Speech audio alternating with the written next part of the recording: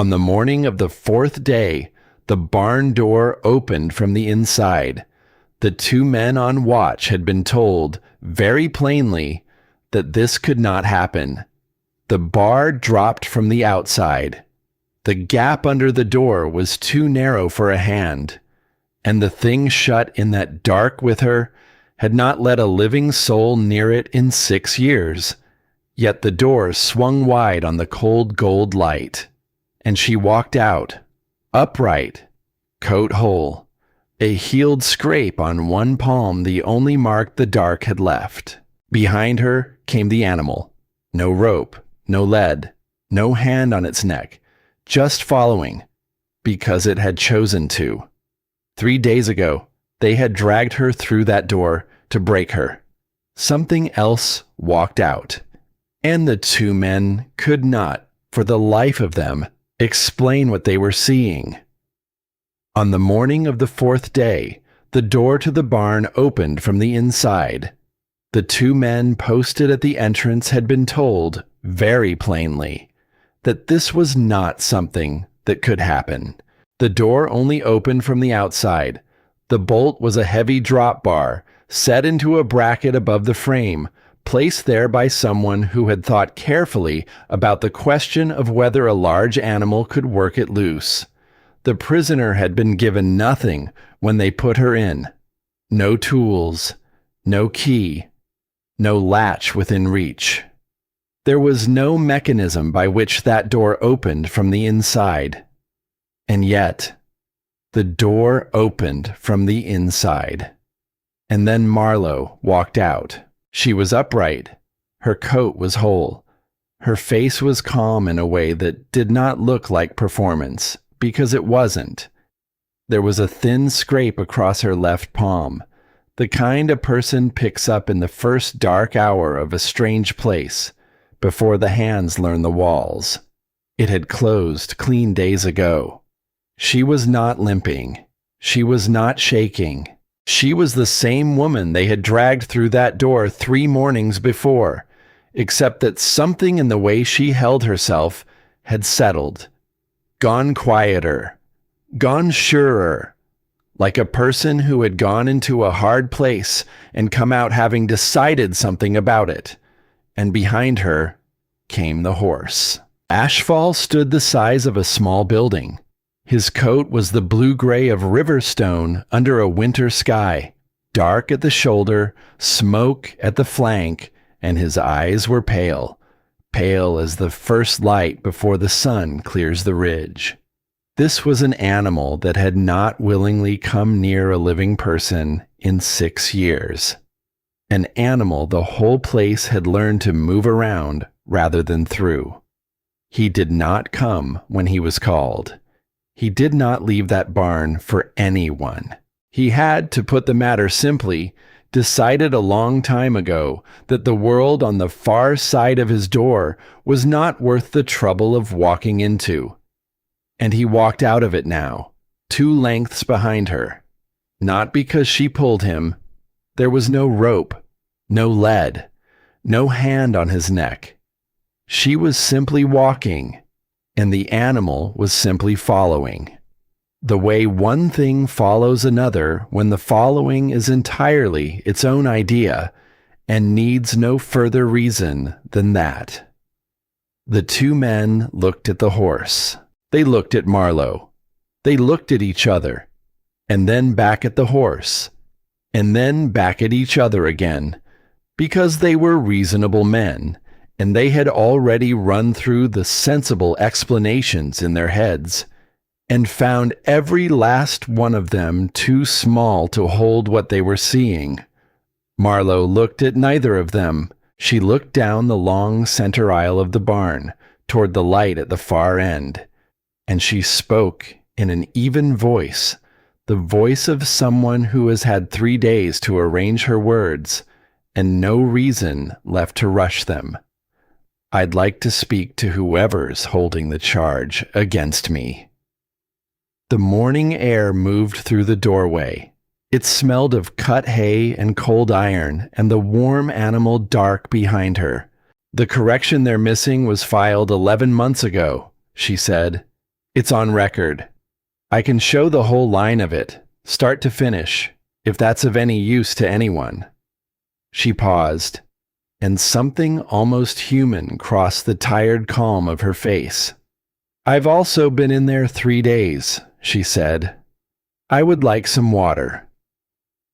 There is an old idea that what a person calls the beginning is very often the end of something else, that to arrive at an ending is only to stand at the edge of a beginning, that the end is the place a story starts from. The beginning of Marlowe's time in that place was a door she had no say in, hands on her arms, a bolt dropping into a bracket behind her. But the story that mattered, the one that changed things, began the moment she walked back out of that door with a 6-year silence following at her heels, choosing her over the dark it had chosen for so long.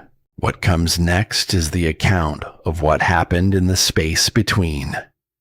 3 days before the morning the door opened from the inside, Marlowe was brought in with her wrists bound. This was Thorne Ashby's arrangement. Ashby was the kind of man who understood that the law, applied fast enough and with enough confidence, could tidy away an inconvenient person before the inconvenience had time to become a real problem. Marlowe had become inconvenient the day she stood in front of a hearing and answered questions plainly. She had carried letters over the years for a man named Sable. Ordinary correspondence, he'd called it. Routine. She had believed that. She had believed a great many things about Sable that turned out to be more decoration than fact. The letters, it emerged, held arrangements inside them that did not sit on the clean side of the line. And when the questions came, Sable pointed one careful finger at his courier. Marlowe's answer was simple, because it was true. She carried what she was handed. She did not write it. She did not read it. She did not weigh it or judge it as a condition of carrying it. She had done this work for 12 years, and the whole foundation of her name, the thing that made people trust her with the things they could not trust to anyone else, was exactly that. She carried what she was given, and she asked no questions about what it was. Ashby's people had a different word for that same quality. They called it complicity. They pulled an old dust-covered rule out of the shelf, one that had not been used against a courier in longer than anyone in that valley could remember, and they moved fast before the slowness of the truth could catch up. They came for her before the sky was light. They gave her time to take one thing, and the one thing she took was the coat hanging on the back of her door. She asked 3 separate times along the way where they were taking her. No one answered.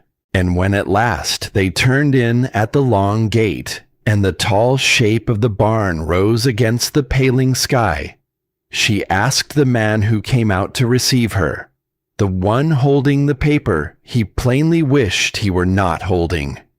He looked at what was written there. Then he looked at the barn.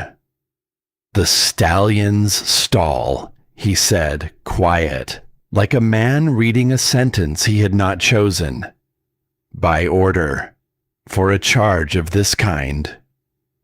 Marlowe looked at the door. She had grown up underground, not in a place like this, smaller places, passages of cool stone and slow water, in country where the earth opened downward instead of out, where a child learned early that a closed space had rules, and that the rules were the only things that kept you. Enclosed dark was not a stranger to her. It was nearer to a first language.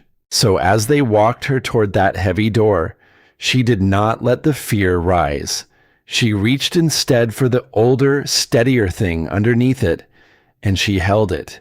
And she thought, very clearly, "I am. more than anything else, annoyed, and she held on to that, because annoyance, she had learned across 12 years of hard roads and harder weather, was a far more useful thing to carry than fear. Fear only wants out. Annoyance stays. Annoyance pays attention. The bar lifted. The door swung wide on the animal dark. And they put her inside, and dropped the bar behind her, and left her there, with the one creature in that whole valley that everyone else had already given up on. She could not know yet that this was the beginning of the only thing that would set her free. On the morning they brought her in, the sky had not yet decided to be blue. The light was the color of skimmed milk, cold, uncommitted. The kind of hour when a place is quiet enough that a person can hear the difference between a footstep meant to pass by and a footstep meant to stop. Marlowe heard the ones that stopped. There were things she would remember about the taking, and things she would not. And it was strange, later, which fell into which pile. She would not remember the words they used. She would remember the coat. It hung on the back of her door, where it always hung, and when the hands closed on her arms and steered her toward the light, that coat was the one thing she reached for, and the one thing they let her take. As if a coat could be a weapon, as if warmth were a thing a person had to be granted. They did not tell her where she was going. She asked.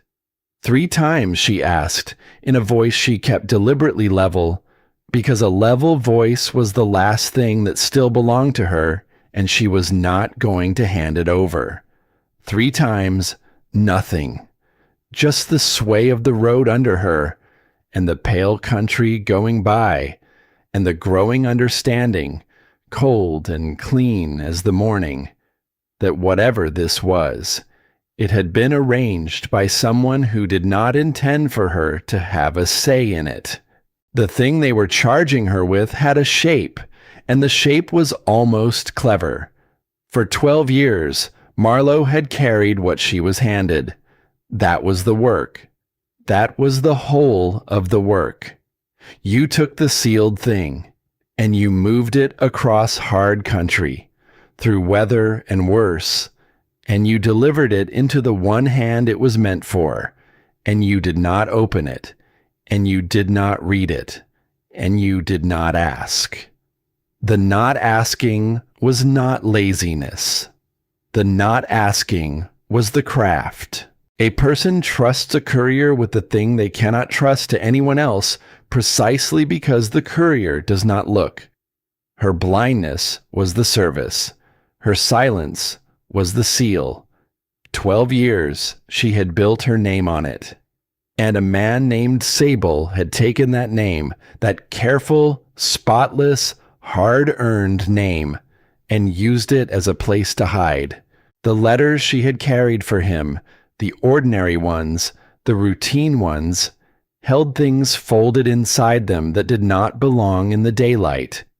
Arrangements, understandings, this kind of paper that ruins people when it is read aloud in the wrong room. And when at last it was read aloud in the wrong room, and someone turned and asked whose hands had carried it, Sable did not hesitate. He said her name. He said it the way you set something down that has become too heavy to keep holding. Not with malice. That was almost the worst of it. There was no heat in it at all. Just a man saving himself and reaching for the nearest thing that would take the weight. The nearest thing was her. Thorn Ashby was the one who made it move. Sable pointed, but Ashby was the one who understood how to turn a pointed finger into a barred door before anyone slower and more honest could get in the way. He was a man, Ashby, who had learned that the law is not one thing. It is a great shelf of things, and most of them sit undisturbed for years, gray with dust, forgotten by everyone but the sort of man who keeps a private inventory of exactly which forgotten rule might one day prove useful.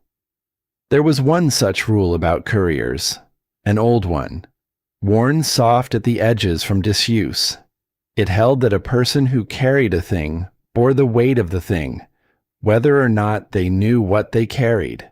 No one had reached for it in longer than the valley could remember. Ashby reached for it, and he moved fast, the way he always moved when a thing needed doing before the truth could organize itself into a defense. He knew, the way such men always know, that truth is slow and paper is patient, and that if you are quick enough, you can have a person behind a door long before their innocence catches up to them. They came for her before the light.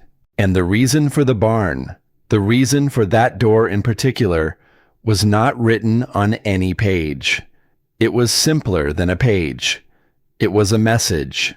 Frighten her, rattle her, put her somewhere that would shrink a person down to something small and pleading, so that by the time anyone got around to hearing her side of it, there would not be much of a side left. Put her in with the animal no one could stand to be near. Let the dark do the work. What none of them knew, what could not have fit in any of their calculations, was that the dark was not a stranger to her. The country Marlowe came from, downward. Where other children learned the sky, she learned the stone. She learned the cool breath of a passage and the sound water makes when it is coming and the particular black that has never once known a sun. She learned that a closed place is not a punishment. A closed place is a set of rules. And if you know the rules and you keep them, the closed place will keep you. So when they walked her toward that heavy door, and the tall shape of the barn stood against the pale sky, like a thing built to swallow people, the fear rose in her, the way fear rises in anyone, and she reached past it, down to the older thing, the steadier thing, the thing the stone had put in her before she was old enough to name it. And she thought, with something almost like grim humor, I am, before anything else, annoyed, because fear only wants the door, and annoyance stays. Annoyance keeps its eyes open. Annoyance sits down on the floor of a terrible place and starts, quietly, to take its measure. The bar lifted, the door opened on the animal dark. They put her in. The bar dropped home behind her, and the footsteps went away. For a long moment she simply stood and let the room come to her.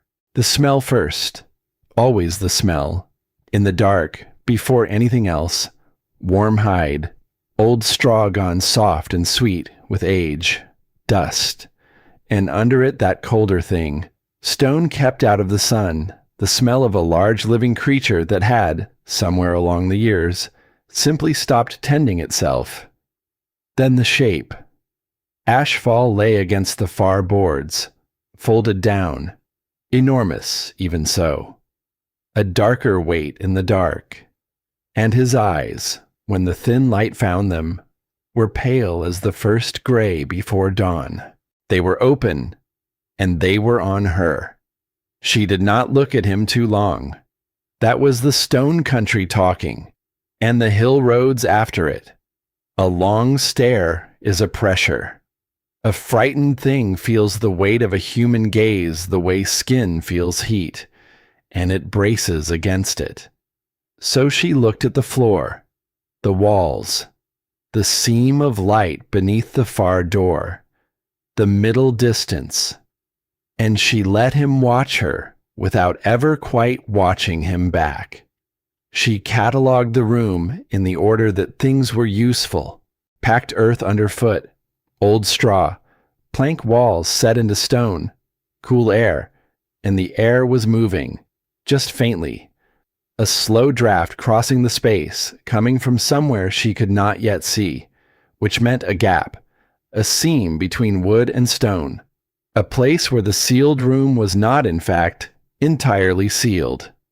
She did not know yet what she would do with that. But a courier gathers first and uses later. You carry what you are handed, and you notice everything else. Then she set her back against the near wall, drew her coat around her, and lowered herself down onto the floor of that terrible place, and waited. The stallion watched the woman sit. In 6 years, no one had sat. He knew the kinds of people who came through his door. He had learned them the slow way, the way an animal learns which clouds carry rain. There were the ones with the equipment, ropes, poles, the flat-braced calm of people who had been warned. They wanted his feet and his mouth and his back. They wanted to make him into something useful. He turned those away, firmly, without lasting harm. And there were the frightened ones. They came in tall and went small fast. They pressed to the boards by the door and made high sounds and kept their eyes fixed on him. And their fear filled the room like smoke off a green fire. The frightened ones bored him. Fear only ever wanted the door. This one did neither. She had looked at him once, plainly, and then looked away, not out of fear, but out of something that felt almost like courtesy. And then she had gone and folded herself down onto his floor, into the dust and the dark, with her back to the wall and her coat around her, and gone quiet. Not the small quiet of the frightened, a wider quiet, the quiet of a creature settling in for a long stay. He did not move toward her, but he did not close his eyes. She talked after a while, not to work him. She was not soothing a colt.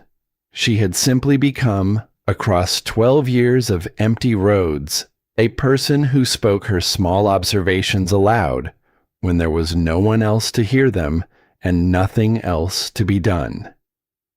"They put people in here to frighten them," she said. "That'll be the whole of the plan, I expect." Her voice was low, even. It did not reach toward him, and it did not pull away. He did not answer, but the pale eyes stayed open.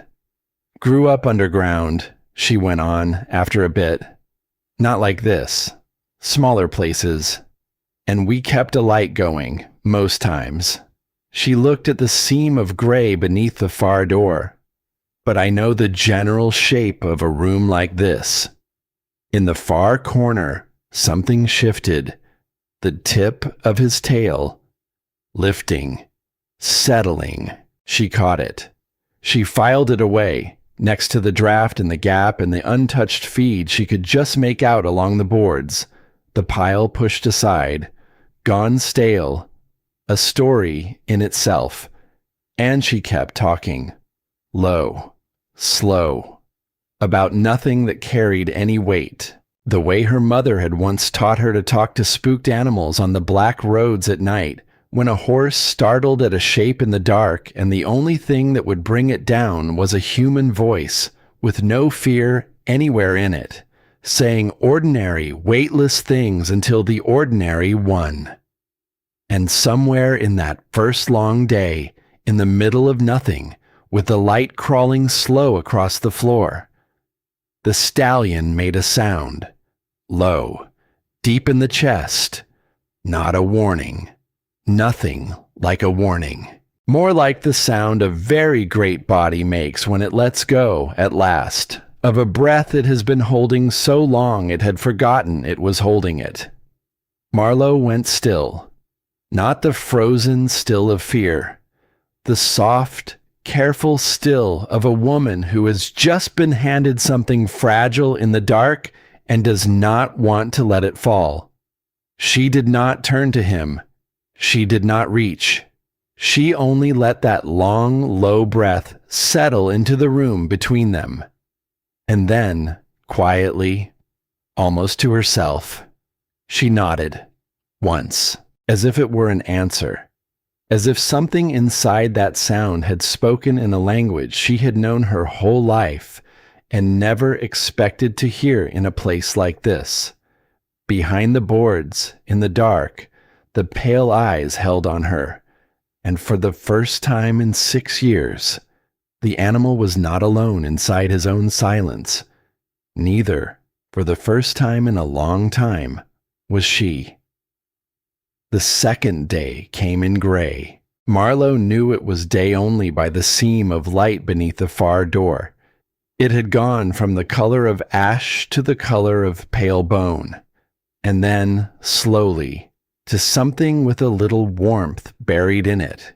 She had slept the way she always slept on long routes, in pieces, surfacing every so often to take the measure of the dark, listening, then letting herself down into sleep again, like a bucket lowered into a well. She was not rested. She was functional, which was all the situation asked of her. And each time she came up out of sleep, she found the pale eyes open in the corner, watching her rise, watching her sink. The way a person might watch a fire they were not yet ready to trust to burn on its own. Somewhere in the deep of that second night, she had noticed the food had not moved. It sat along the boards where it had been left, gone stale, untouched. A small, quiet mountain of refusal in the corner of a room built to hold one enormous hunger. She did not remark on it. It was not her business. But she filed it, the way she filed everything, and set it beside the other small facts she had gathered about the animal in the dark. He did not eat. He did not tend himself. And he held himself, even lying down, even now, with a stillness she had seen before in living things. The particular stillness of a creature that has stopped believing anything is worth the cost of reaching for it. She knew that stillness. She had felt the edge of it herself, in the worst of the long roads, in the coldest of the nights. The place where a person stops expecting, because expecting has become the thing that hurts. She had always found her way back from that edge. She wondered, looking at the great gray shape across the room, how long a thing could stand at that edge before it forgot there was a way back at all. She talked to him through the gray morning, not constantly. She was not filling silence out of nerves. She talked the way a person talks when talking has become as natural as breath, low and even, about whatever rose to the surface. And what rose, that morning, was the thing about Sable. "There's a particular ache," she said to the room, to the animal, to the seam of light, "that comes when you learn a person was never who you built them to be." She turned her scraped palm over in her lap and studied it. "It isn't fury, not first. Fury would almost be a mercy. Fury you can burn clean." She was quiet a moment.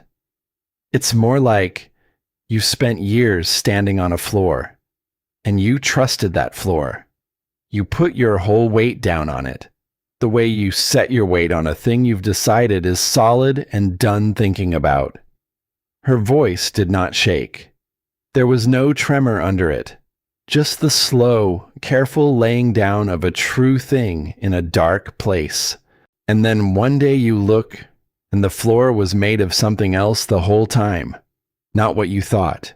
Never what you thought. A pause.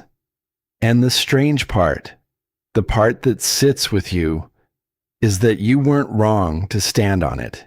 It held you. All those years, it held you just fine. She closed her hand. It just wasn't what you decided it was. And you have to grieve that. Not the person, the floor.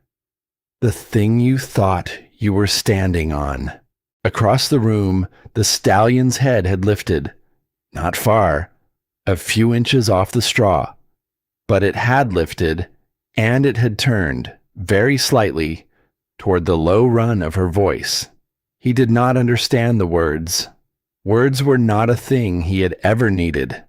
But there was a shape to the sound she made, a weight underneath it. And that weight was a thing he knew the way an animal knows the difference between a hand raised to strike and a hand raised to offer. He knew grief. He knew the sound a creature makes when it is carrying a thing it cannot set down. He had made that sound himself, into the empty dark, more nights than there were names for. And there was grief in her, laid quiet beneath the evenness, folded small so it would not spill.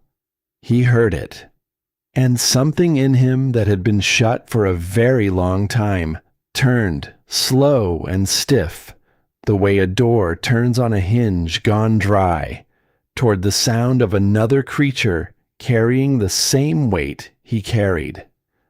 By the middle of that second day, the animal moved. Marlowe felt it before she saw it. A shift in the air. A change in the great dark mass of him against the far wall.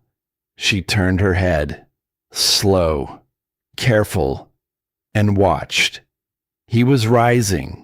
He did it the way very large things do it when they have been still too long and have to remember, joint by joint, how the whole of themselves fits back together. The front legs first. A gathering. A long unfolding of muscle and shadow that seemed to take up more of the room than the room could hold. For a moment, he simply stood. Enormous. The sheer fact of him filling the dark. And Marlowe held very still and did not let the fear rise, and thought, clear and quiet. Whatever this is, let it be his. Then the stallion crossed the floor, not all the way, not to her. He came forward perhaps a third of the distance into the center of the stall, and there he stopped and lowered himself back down onto the straw, closer than he had been, closer than he had come to any living person in 6 years. And then he lay there in the middle of his own room and looked at her with those pale eyes. Marlowe looked back. The scent of him reached her fuller now, warm hide and dust and the deep green of old hay. And under all of it, that cold stone smell she was beginning to understand was not the smell of the animal at all, but the smell of the loneliness he had worn so long it had soaked into him. "I see," she said, softly. That was all. She did not move toward him. She did not move away. She stayed exactly where she was and let the new nearness stand between them like a held breath. Because it was his room, his floor, his choice. And those facts gave him the whole and entire right to decide the distance. Far off, in the warm room with the lamp, Emmett Cade was trying not to think about the barn. He had made his arithmetic. He had set the decision down in its small, even hand. And a man who is good with numbers learns to close the ledger and walk away from it, or the numbers will hollow him out from the inside. So he had closed it. And yet, there was one figure that would not settle with the rest. He had crossed the far end of the yard that morning, on his way to the matter that actually needed him. And through the boards he had heard a sound he had not heard in 6 years. Not a scream, not the crash of a great body against a wall, not any of the sounds he had trained himself over long practice to stop flinching at, A voice, low, even, steady as slow water finding its level, and underneath it, so faint he might have dreamed it. The stallion, making the chest sound, the long, low breath of a great creature settling, the sound of a weight set down at last. Cade had stopped walking, just for a moment, just long enough to feel something move in him that he had no column to file it under. He had a way of holding himself, Cade, squared, contained, the look of a man who had learned a long time ago that feeling a thing all the way through was a luxury the world did not reliably reward. There was a gray at his temples that had come early. There were lines around his eyes that had not come from laughing. He was a man built like a closed door, and he had built himself that way on purpose, and it had cost him precisely as much as such building always costs. He stood in the yard a moment longer than he meant to. Then he made himself move on, because the matter that needed him was real, and the thing he had heard was almost certainly nothing. And a man cannot afford to stand in a cold yard chasing sounds that have no place in his figures.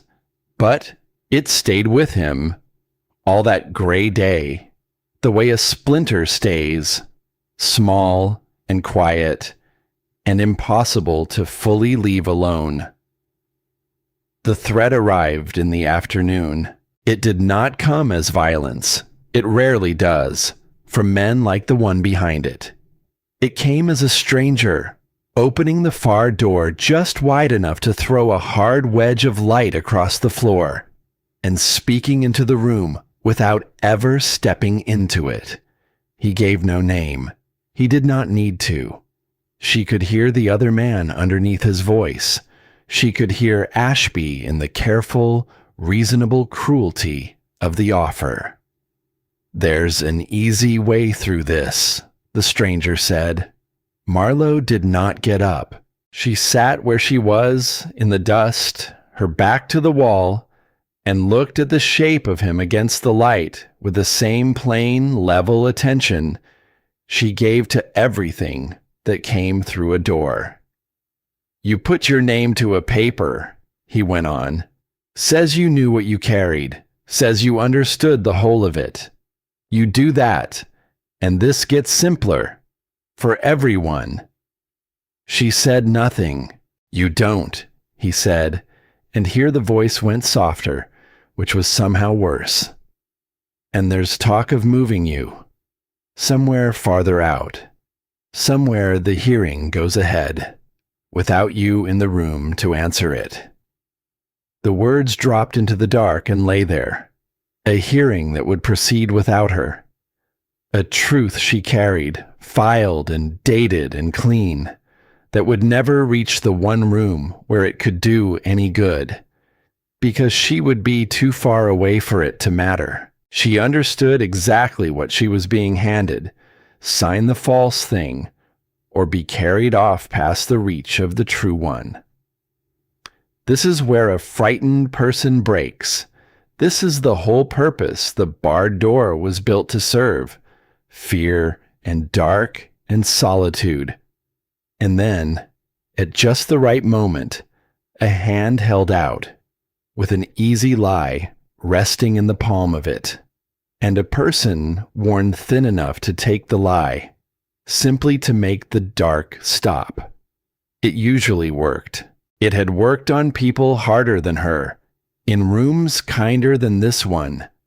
Marlowe looked at the wedge of light on the floor for a long moment, and then she looked back at the shape in the doorway, and when she spoke, her voice had not risen, had not cracked, had not moved off its low, even line by so much as the width of a hair. "You can tell whoever sent you," she said, "that the correction was filed 11 months back, that it sits on record where anyone with the standing to look can find it, and that no paper I sign in the dark changes a single word of what's already written down in the light."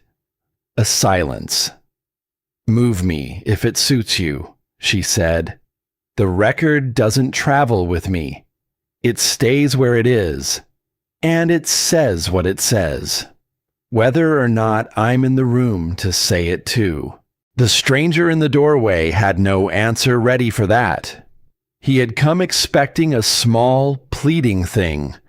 He had found a woman sitting in the dust of a stallion's stall, unbroken, speaking the plain truth in a voice steadier than his own. He stood a moment in the failure of it. Then the door swung shut, and the wedge of light was gone, and the dark closed back in around her like water over a dropped stone. Marlowe let out a slow breath. Her hands, she noticed, were steady. That was good. She had learned long ago not to trust what the mind reports about its own fear. The mind lies in the dark. It makes things larger, but the hands tell the truth. And the hands were steady. Still, underneath the steadiness, she let herself feel the true weight of what had just been said on her. They could move her. That was not a bluff. Men like the one behind that voice did not bluff about the things they could actually do. They bluffed about mercy. They were reliable only in their cruelty. She had a truth, and no way, from in here, to deliver it. And now, a clock running down toward a hearing that might happen a long way from wherever they chose to bury her. The problem, still, was reach. Only now. The problem had a deadline. She turned it over. Slow. The way she turned over any hard stretch of road before she trusted her weight to it. There was no answer in it yet. But she did not need the answer yet. She needed to not panic. And that she knew how to do. That the stone country had put in her before she could walk. The dark keeps the ones who wait, and takes the ones who thrash against it. The whole art of it is knowing, moment by moment, which one the moment is asking for. This moment asked for stillness, so she was still. The stallion had come up onto his feet during the stranger's voice. She had not seen him do it. But when the door shut and her eyes settled back into the near dark, he was standing in the center of the stall, between her and the far door, not touching her, but standing. His head was lowered. His pale eyes were fixed on the place where the voice had come from, and the expression in them was one she had no trouble at all reading. She had seen it on animals before, on the hill roads, when something came out of the dark toward a herd. It was not fear. It was the older, harder thing that stands where fear would stand in a lesser creature. She looked at him a long moment, the great gray shape of him planted between her and the door, in a room he shared with a stranger he had known for a single day and a night. "You don't have to do that," she said quietly. The stallion did not move. His eyes stayed on the door, and Marlowe understood, sitting there in the dark with a clock running and a truth she could not deliver, and one impossible animal standing guard over a woman the world had thrown away. That somewhere in the last day, without either of them deciding it out loud, the arithmetic of who was alone in this had quietly, completely changed. She talked to him that evening for a long time. Not about Sable. She had set that down. You do not keep picking up the same stone. She talked about roads instead, about the stone country, about the long, dark passages of a childhood spent underground, and the water that came without warning, and the great lesson buried beneath all of it, the one she had carried her whole life, like a coin worn smooth in a pocket, that the dark rewards the ones who can be still inside it, and ruins the ones who cannot.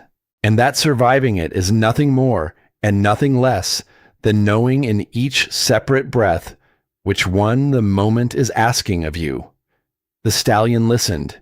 He had lain back down, but nearer the center now, nearer to her, and his breathing had gone slow and deep and even, matched almost to the low run of her voice, as if her calm were a thing he could borrow, as if steadiness, once it filled a room, belonged to everyone in it.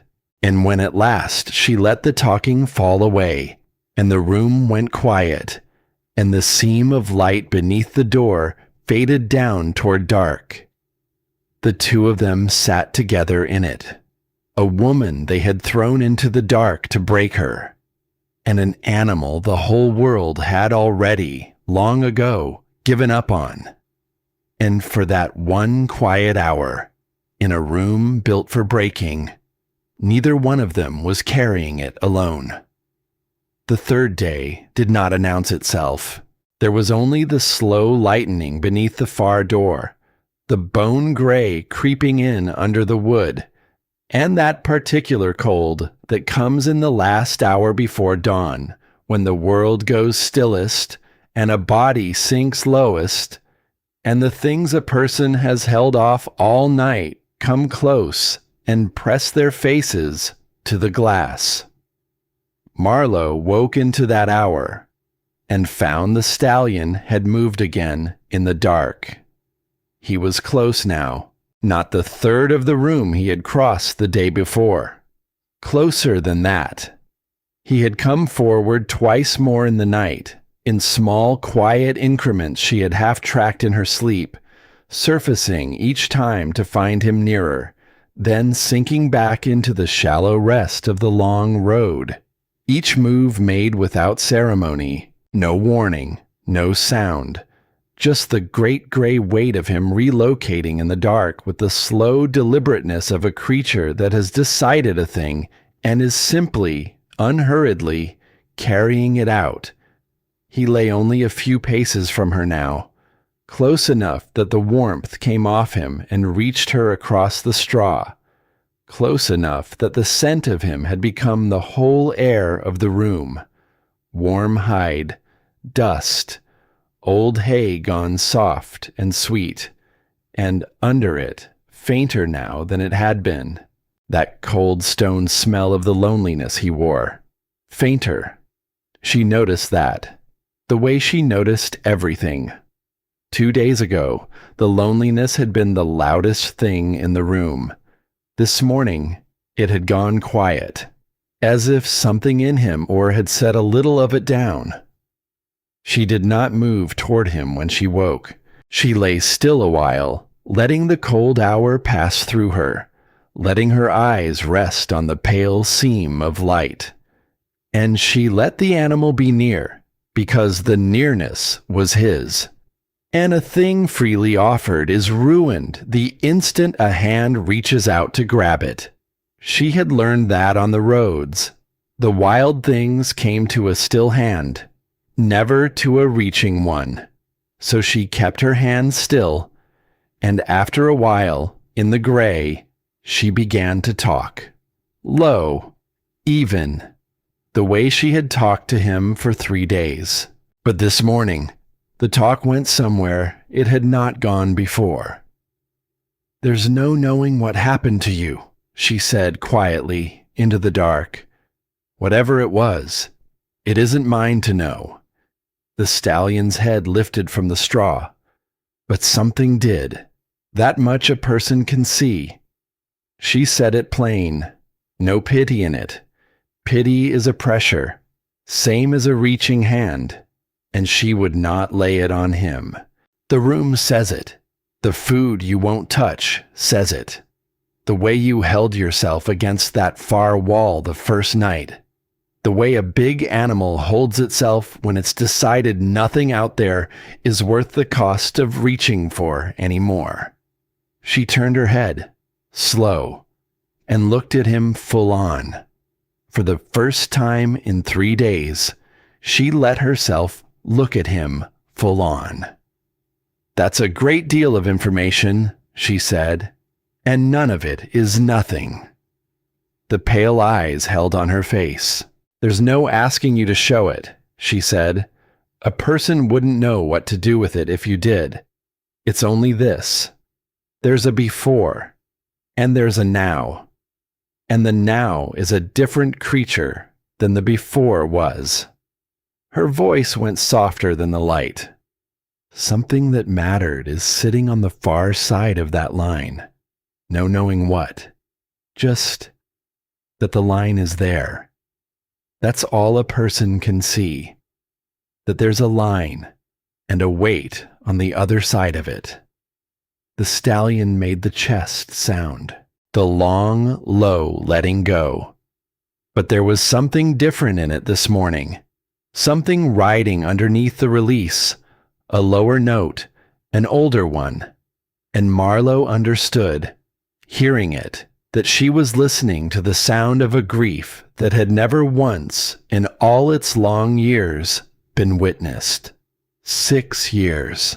6 years of a creature carrying a weight in a dark room, and no one ever coming close enough, or staying still enough, or being honest enough to simply say, "Something in you is carrying something, and it can be seen." Not to fix it, not to name it, just to see it.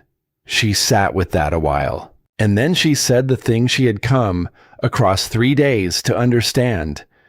The thing she had learned from her own losses and never once spoken aloud to another living creature, because there had never been another living creature still enough to hear it.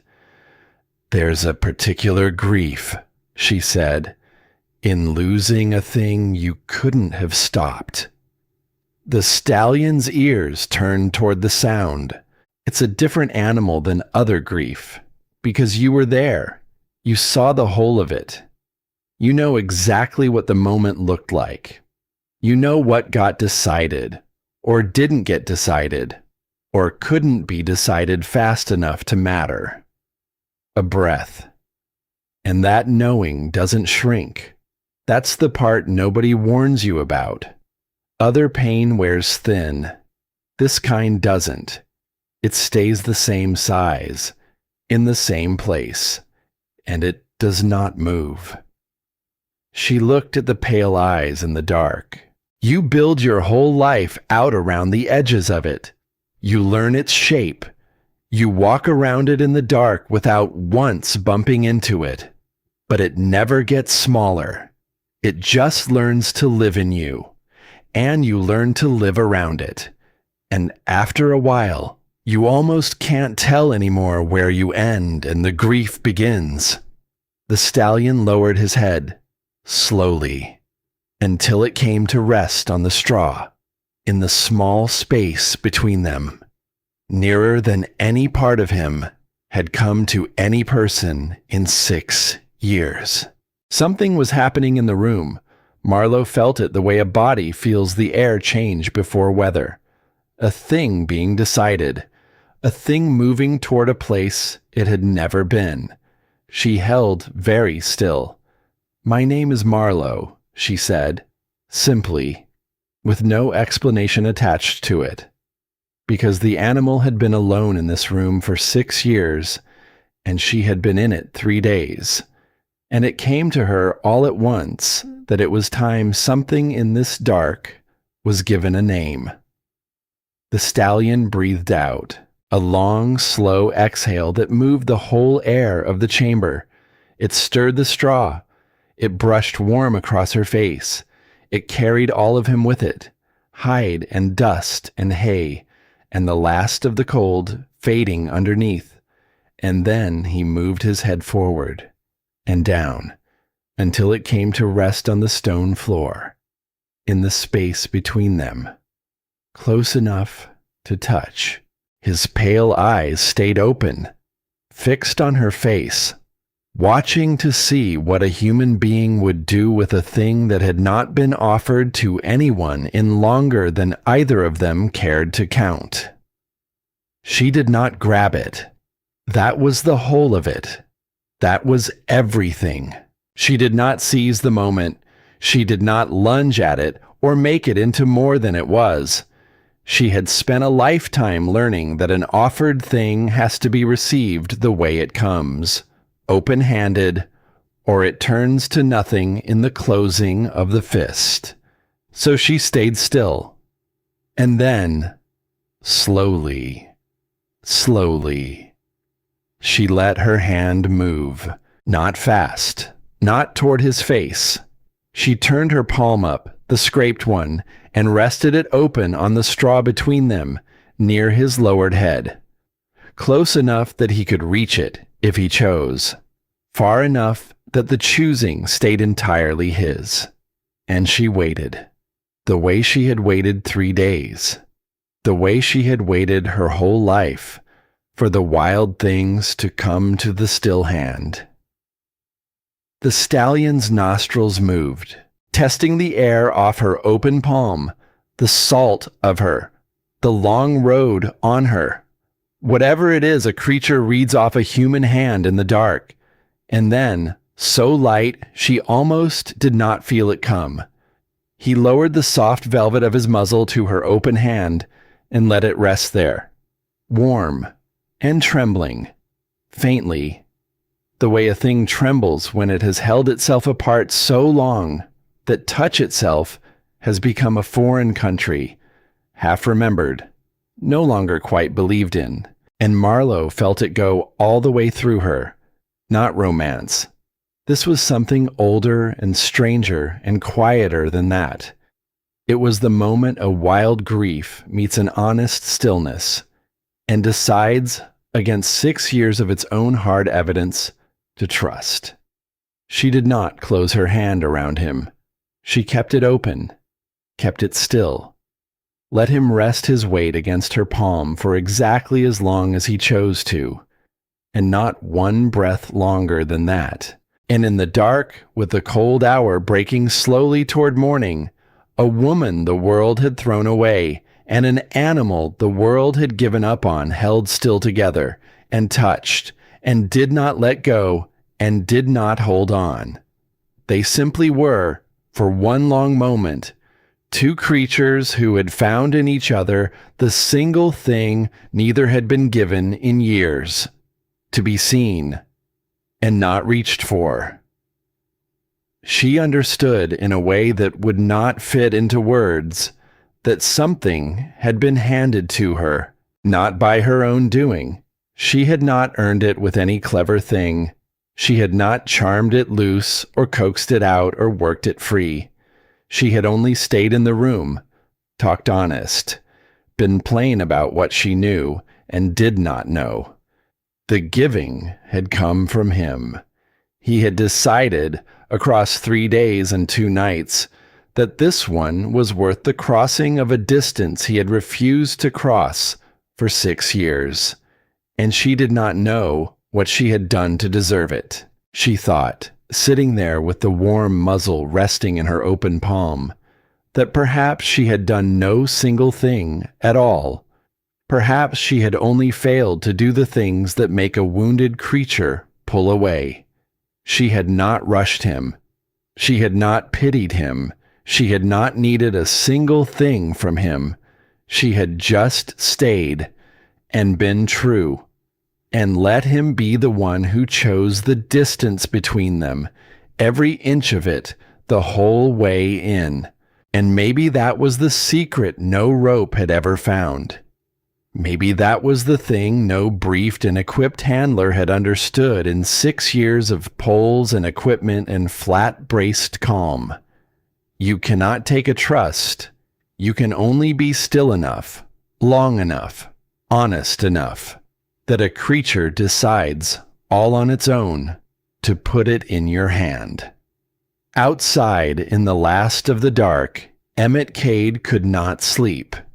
He had gone to his window without deciding to go, and he stood there now, in the cold, looking across the black yard at the darker shape of the barn against the paling sky. And he did not fully understand what had pulled him from a warm bed to stand and stare at a building he had spent 6 years learning to look past. That was not true. He understood it exactly. He was a man who did not lie to himself, even when the lie would have sat easier. And the truth was this. Something had changed in that barn. He had heard it 2 mornings running. The voice, the chest sound, and now a quiet that was not the old quiet. The old quiet had been an absence, a hole in the middle of his land where a thing used to be.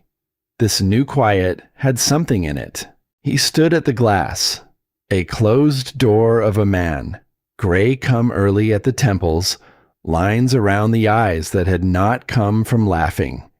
And he felt the thing he had walled off 6 years ago press faintly against the inside of the wall he had built to hold it.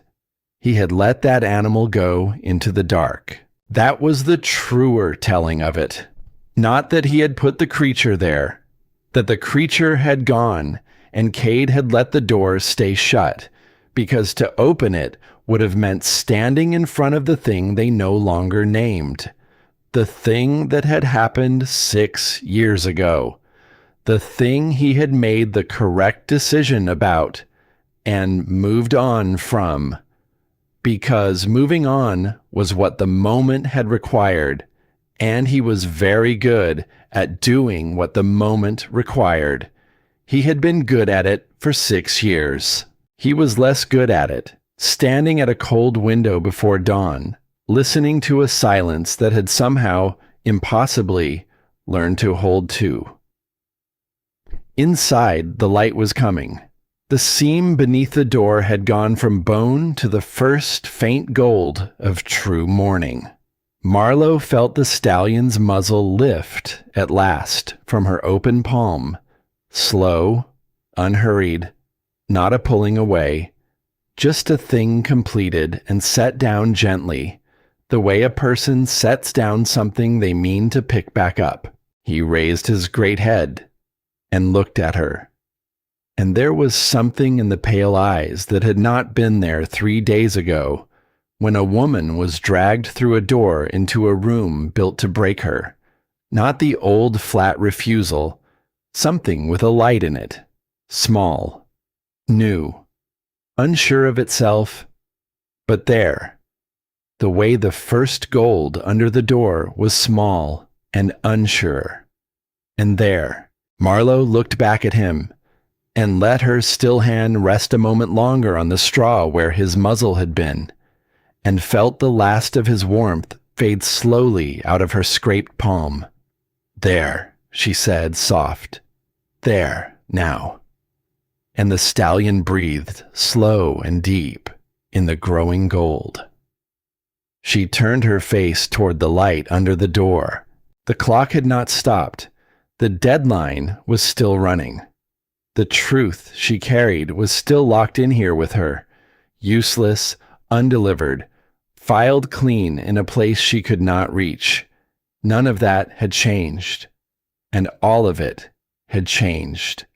Because 3 days ago, a woman had been thrown into the dark to be made small, to be worn down, to be turned into something that would sign a lie just to make the dark stop.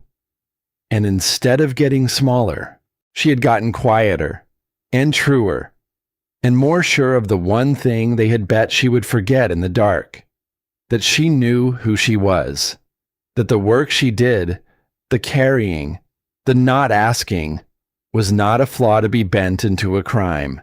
It was a kind of faithfulness, and faithfulness, met with cruelty, does not turn to fear. It turns to something harder than fear.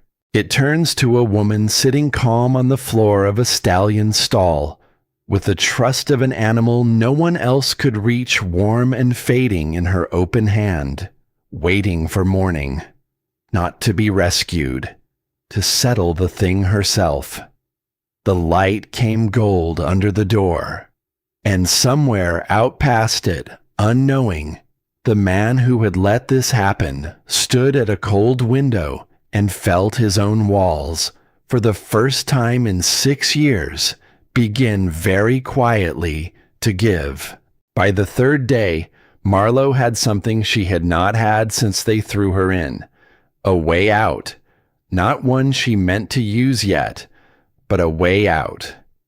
She had found it slowly. The way she found everything. Not in a flash, but in the patient accumulation of small noticed things laid one beside the next until they made a shape. The first night, running her fingers along the edges of the door after the footsteps went away, she had found the truth of the bar.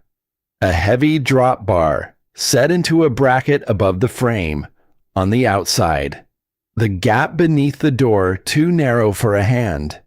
The hinges solid. The wood itself old and dense and going to give her nothing.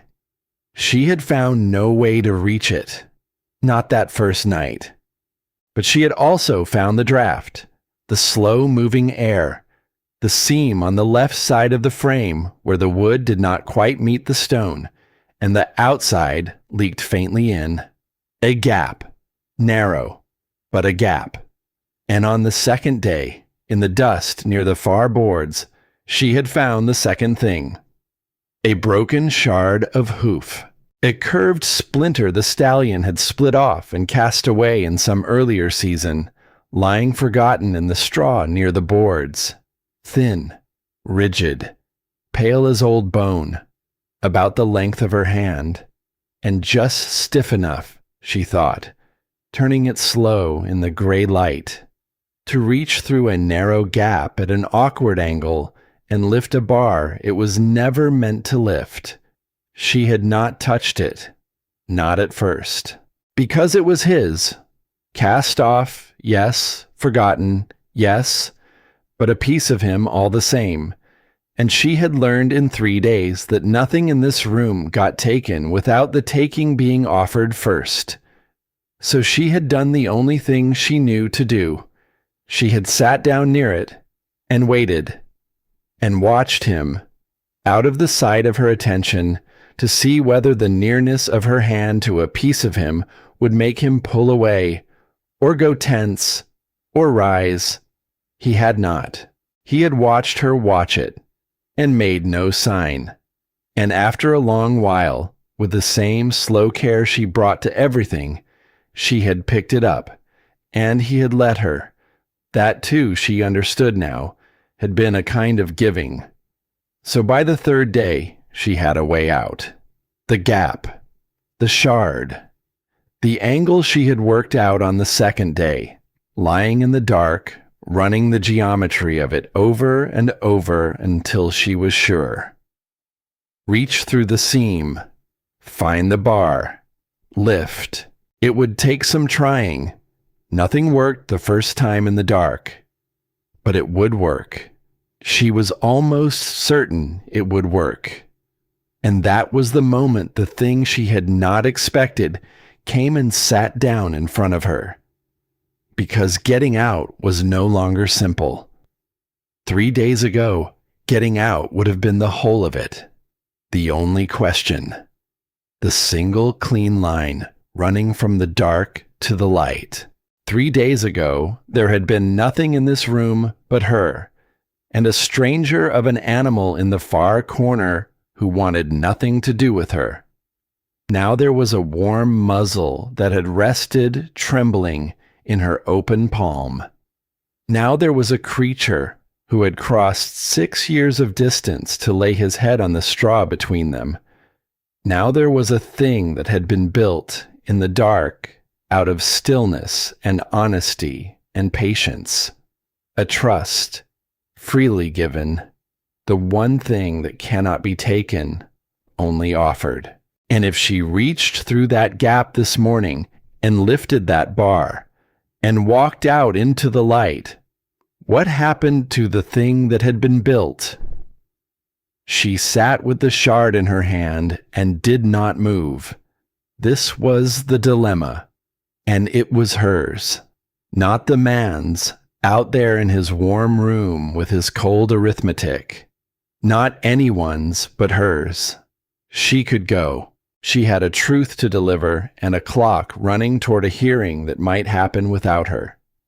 Every hour she stayed was an hour closer to being carried off somewhere the truth could not follow. The sensible thing, the safe thing, the thing 12 years of hard roads had trained into her bones was to take the way out the moment she had it. You do not sit on an open door. You do not linger in a place that means you harm. She could go. And leaving would mean walking out on the one creature who had decided, against all its own hard evidence, that she was worth trusting. It would mean the animal waking to an empty room. Again. The way it had woken to empty rooms for 6 years. Except this time, the emptiness would have a shape. This time, it would know exactly what had been in the room, and chosen to leave it. She turned the shard over in her fingers.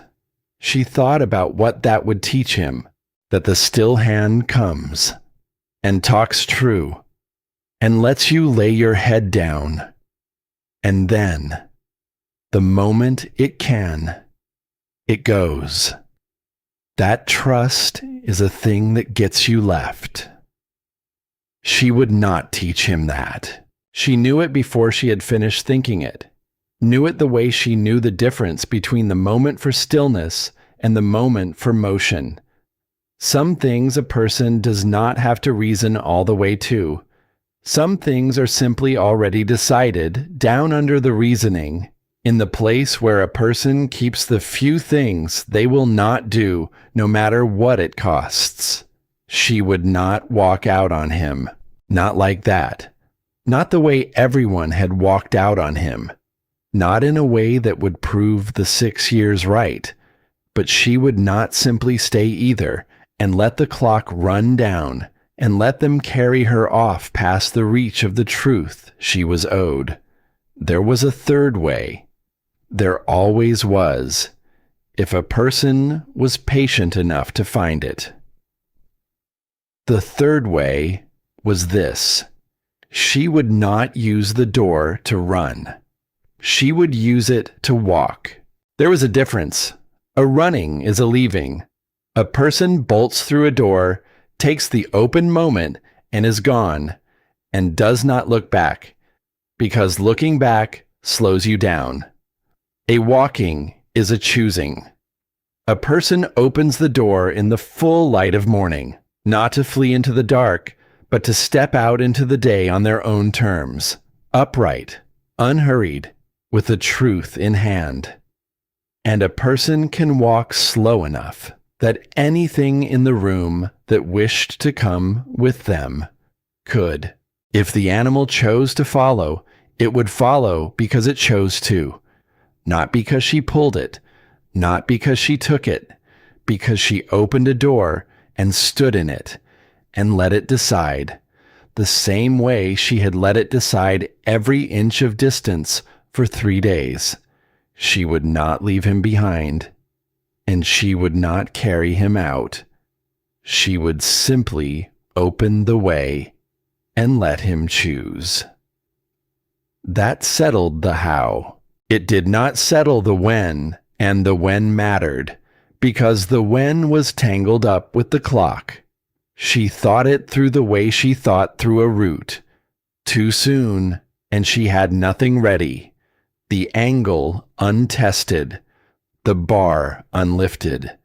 A failed attempt in the dark would teach the room to watch her hands, and watched hands do not get a second try. Too late, and the men might come first. Might carry her off before the door was ever hers to open. So, not tonight. Tonight she would test the angle quietly, once, just enough to know the bar would lift. And then she would set the shard down, and sleep her broken sleep, and wait for the 1 hour that was hers. Morning. The fourth morning. Full light. When the men at the door were tired from the night watch and not yet sharp from the day. When the light under the door was strong enough to walk into. When a woman could step out, not as a thing fleeing the dark, but as a thing choosing the day. She would go in the morning, not before. She tested the angle that night. Once, she waited until the seam beneath the door had gone full black, until the last of the day's small sounds had died out beyond it, until the only thing in the world was her own breath and the deep, slow breathing of the stallion a few paces off. Then she rose, quiet, and went to the door. She fit the shard into the gap on the left side, where the wood did not quite meet the stone, and she felt for the angle she had worked out lying in the dark, and she reached up along the outside of the frame, blind, by feel alone, and touched the bar. There. She did not lift it. Not all the way. She only pressed gently until she felt it give a little in its bracket, felt the weight of it shift, felt the truth of the thing confirm itself under her hand. It would lift. In the morning, it would lift. She drew the shard back through the gap, slow, and returned to her place against the wall, and set the piece of him down beside her in the straw where her hand could find it in the first light. And she looked across the dark at the great gray shape of him. He was awake. Of course he was awake. He had watched the whole of it. The pale eyes were open, fixed on her, patient, unafraid, holding no question she could not answer. "Morning," she said to him softly. "Not tonight. In the morning, when there's light to walk into." The stallion breathed out, long, slow, and Marlowe understood the sound of it now, the way she had learned to understand all his sounds. It was not a question. It was not a doubt. It was an agreement. She did not sleep much that last night. She lay in the dark with the shard near her hand and the clock running somewhere out past the walls, and she thought about the thing she had decided, and turned it over, and found it held. She was not leaving to save herself. She was leaving to answer for herself, to carry the truth to the one room where it could do its work, and stand in that room upright and say the thing she had been saying all along, plainly, the way she said everything. The correction was filed. She was not what they had bent her into. The work she did was a faithfulness, not a crime, and she would not sign her name to any other version of it, in the dark or in the light, and she was not leaving alone. That was the part that had changed. That was the part 3 days in the dark had built. She would walk out into the morning with a truth in her hand and, if he chose it, an animal at her back who had decided she was worth the walking. Not a leash between them. Not a mastery. A choosing. Somewhere in the last dark of that night, out past the barn, a light burned late in a warm room. Emmett Cade had not slept either. He sat with the small, even record of his decisions open in front of him, and he looked at the line he had written 3 days ago, the arithmetic that had balanced so cleanly, the harm he had judged containable. And for the first time in 3 days, the numbers would not sit still. He had heard the quiet in the barn, the new quiet, the one that held two. And a man who did not lie to himself was finding, in the last dark before the fourth morning, that a decision could be correct in every column and still be wrong in the one place that columns do not reach. He did not know yet what he would do about it. He only knew that when the light came, he would not be able to look past that barn the way he had looked past it for 6 years. Something was going to open in the morning. He could feel it, the way a body feels weather. He just did not yet know that it would open from the inside. The fourth morning came in gold. The seam beneath the door filled with it, slow, from bone to pale to a warm, true light that a person could walk into. And Marlowe woke already knowing what the day was. This was the morning.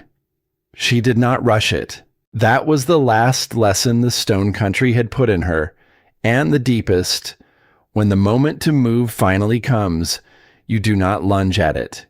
You do the thing once, clean, the way it was meant to be done.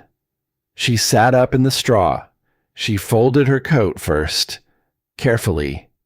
She had kept it off the damp floor for 3 days, and she folded it now the way she did everything, with attention so that it would be ready in her hand when the moment came. Then she reached beside her and found the shard, the pale cast-off piece of him, thin and rigid and cold, waiting where she had set it in the first light. She looked across the room at the stallion. He was already up. He had risen sometime in the last of the dark, and he stood now in the center of the stall, all 4 feet under him, watching her with the pale, unhurried attention of a creature that has made a decision and is waiting, only to learn whether the decision will be honored. "Morning," she said to him, soft, and she went to the door. She fit the shard into the gap on the left side of the frame, where the wood did not quite meet the stone. She found the angle she had worked out in the dark, the one she had confirmed with a single press the night before, and she reached up along the outside of the frame, blind by feel alone. She found the bar, and she lifted. It did not go the first time. The angle was wrong by a hair. The shard slipped off the underside of the bar, and she had to draw it back and breathe and find the geometry again in her mind and reset. The second time it caught and held, and she felt the great weight of the bar begin to rise in its bracket, and then the shard bent just slightly under the load, and she had to ease off before it snapped and draw it back and breathe again. She did not curse. She did not rush. She adjusted a different angle, a little higher on the bar, where the weight would sit closer to the pivot and lift easier.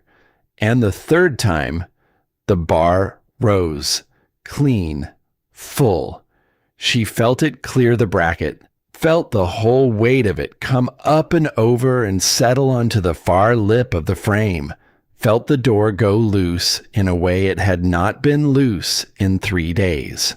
She drew the shard back through the gap, and for a moment she simply stood there, her scraped palm flat against the old wood, and let herself feel the size of the thing she had just done. The door was open, not open, openable, loosed. Hers.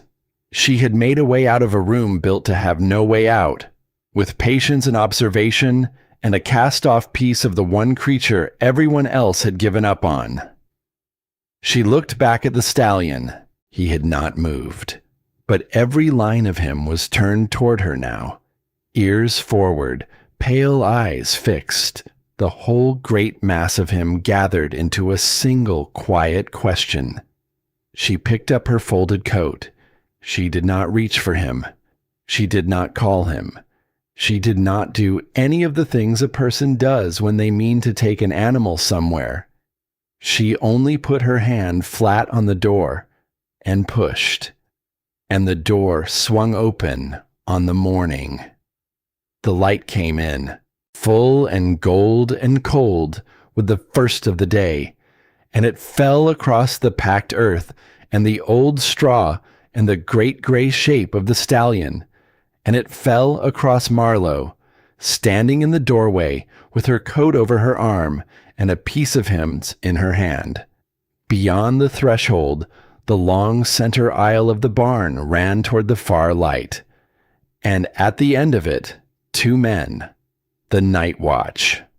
turning now, slow, toward the sound of a door that could not open, opening.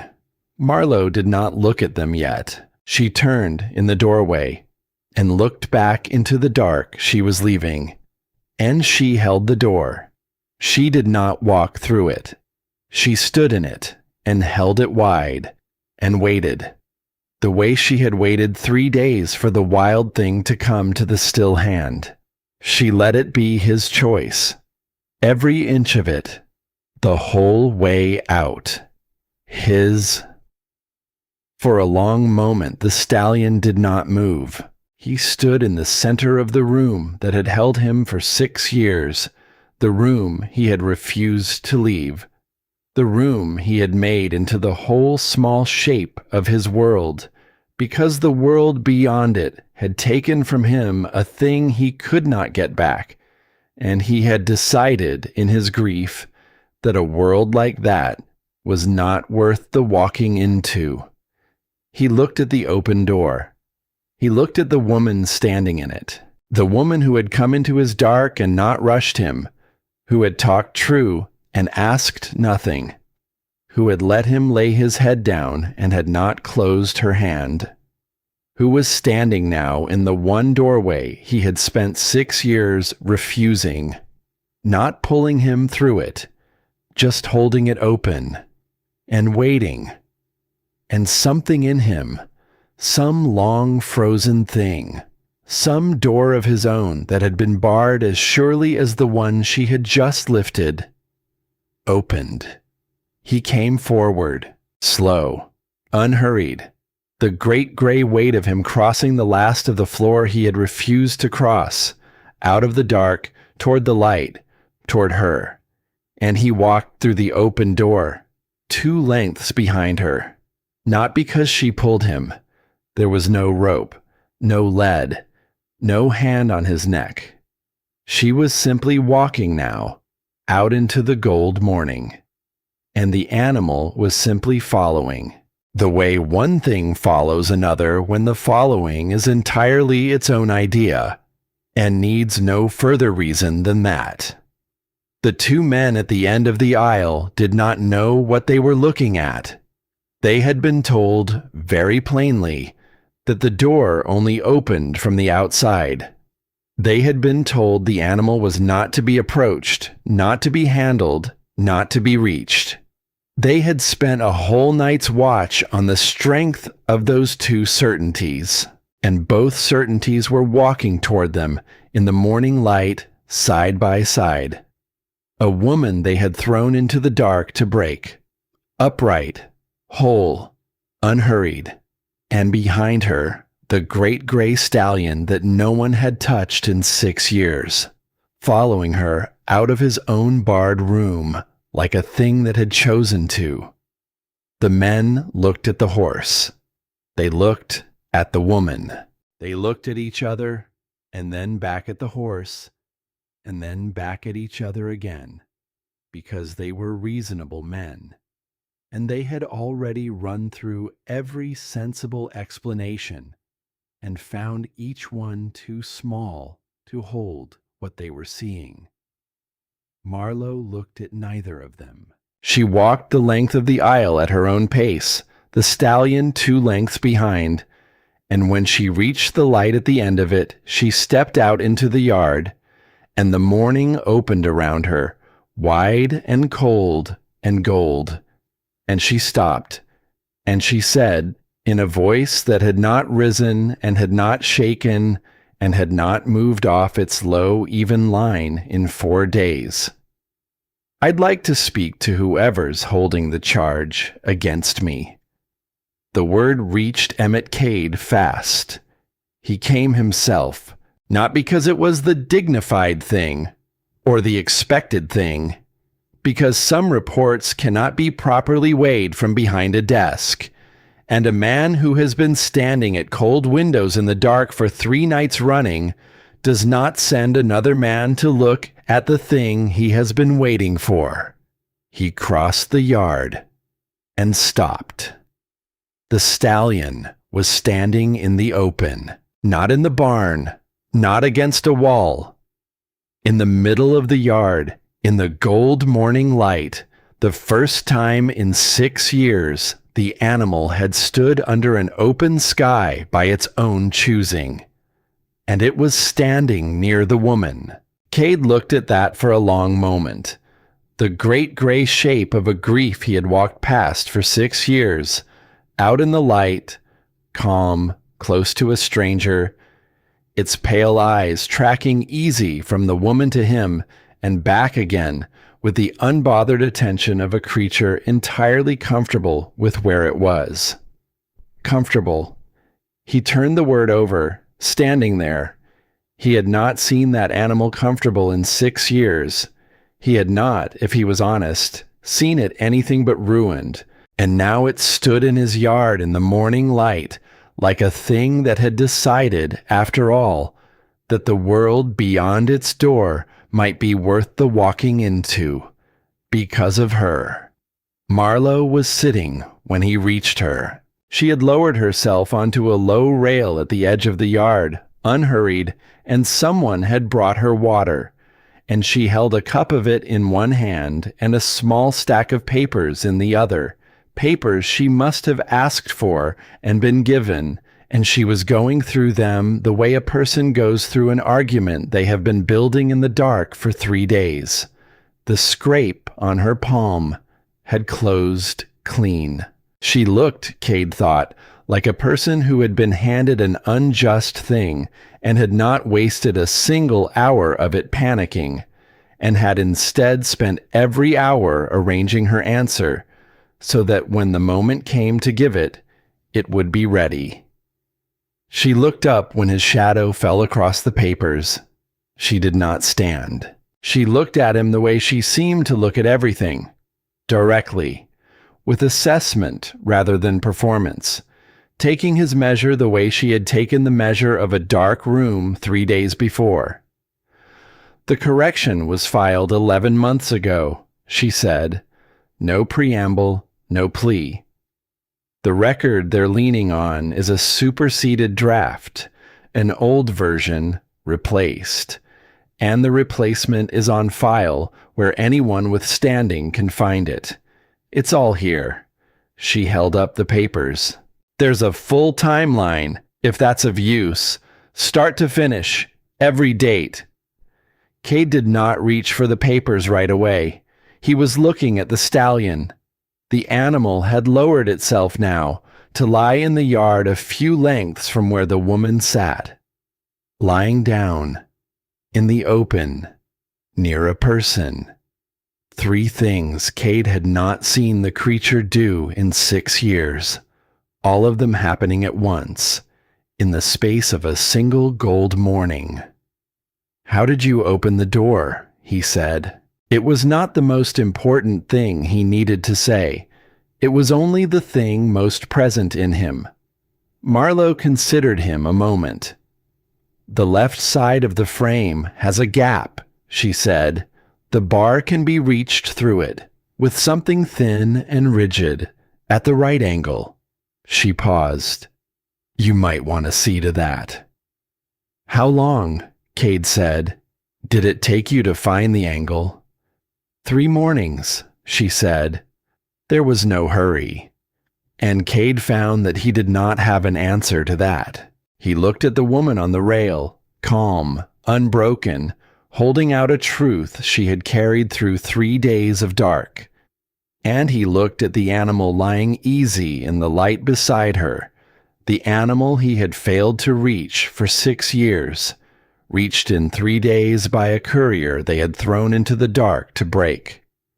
"The horse hasn't left the yard," he said. It was not what he had meant to say. It was simply the thing that was loudest in him. Marlowe looked over at the stallion. "I know," she said. "I brought it something from the water trough earlier. It seemed thirsty." He took the papers then. He read them there, standing in the yard in the gold morning, with the woman watching him and the animal lying easy in the light. And it was all there, exactly as she had said. The correction, the date, the superseded draft, the clean line of a truth that had been sitting on record for the better part of a year, waiting for anyone to bother reading it before they bent a faithful woman into a criminal. The whole thing they had built against her came apart in his hands as he read it, not with drama, not with a crash. It simply stopped holding, the way a false floor stops holding. The way a thing built to look solid stops being solid the moment someone finally puts their full weight on it and looks down. There was no charge here. There never had been. There had only been a fast man with a private inventory of forgotten cruelties, and a truth too slow and too quiet to catch up before they had a woman behind a barred door. But the truth had caught up.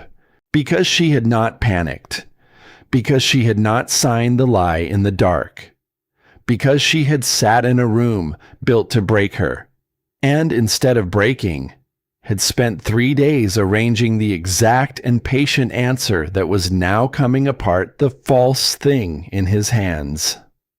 Cade lowered the papers. He looked at Marlowe, and for a moment he did not see a prisoner, or a courier, or an inconvenient person to be filed and released with something added for the trouble. He saw a woman who had been thrown away, and had refused to be thrown away, and had walked back out of the dark on her own terms, with the truth in her hand and an impossible animal at her back, and had asked calmly to speak to the person holding the charge. Because she had known the whole time that the charge would not survive being spoken to. "The charge doesn't hold," he said, quietly. "It never held." Marlowe nodded once, as if this were a thing she had known for 3 days, which it was. "No," she said, "it didn't." And she took a slow drink of the water, and the gold morning stood around them, and the great gray stallion lay easy in the light beside the woman who had opened his door from the inside. And for the first time in a very long time, on that whole quiet spread of land, nothing at all was being held against anyone. The charge was dismissed the following morning. It was done quietly, the way such things are always undone when someone would rather they had never been done at all. A paper crossed a desk. The correction was noted, the record set right, and the man who had built the whole false thing received a single flat document informing him that the matter had been reviewed, the charge found to be unsupported, and the woman released. The document did not mention the barn. It did not mention the stallion. It did not mention 3 days in the dark, or a door opened from the inside, or an animal that had crossed 6 years of grief to follow a stranger out into the light. Some of the truest things that ever happened to a person never make it onto any paper at all. They happen in the dark, in the silence, in the space between two creatures that the world had already decided to throw away. And they change everything. And no record anywhere ever knows. Before Marlowe left the land, Emmett Cade sent for her. She came without any visible tension. She had washed and slept in a real bed and eaten a real meal. The small scrape on her palm had gone from raw to a thin, pale line, the kind that fades to nothing in a week and leaves no story behind it. But she carried herself the same way she had carried herself in the dark, directly, patiently, taking the measure of the room before she trusted her weight to any part of it. She sat across from him. She looked at him with that same plain attention she had given everything for 4 days, and she waited to hear what he had brought her here to say. Cade was not a man who found words easily. He had spent 6 years making himself into someone who did not need them, who dealt in decisions and columns and the cold, clean arithmetic of what a situation required. Words were soft. Words were a place a man could lose his footing and never find it again. But he had watched an animal he could not reach in 6 years lay its head into the open hand of a stranger. And a man who has seen a thing like that finds that his old certainties no longer hold their shape the way they used to. "The horse," he said, "hasn't gone back into the barn." Marlowe waited. "It's been in the yard since yesterday morning. Won't go back in. Stands near the gate, mostly. Or lies out in the sun." He paused. "It watches the road." He did not say the rest. That the animal watched the road because it was watching for her. He did not have to say it. It sat in the room between them, plain as the morning light on the floor. "What did you say to it?" Cade asked. Marlowe considered the question a long moment. "Different things," she said. "Mostly I talked about roads, about the country I came up in, about a man I trusted who turned out to be someone else entirely, about what it is to learn that a thing you'd been standing on your whole life was never quite what you'd decided it was." She turned her healed palm over, looked at it, folded it closed. "I don't think it was the words," she said. "I think it was the talking. Something in the space was familiar to it. I came up in closed places. I know how to be in one without shrinking.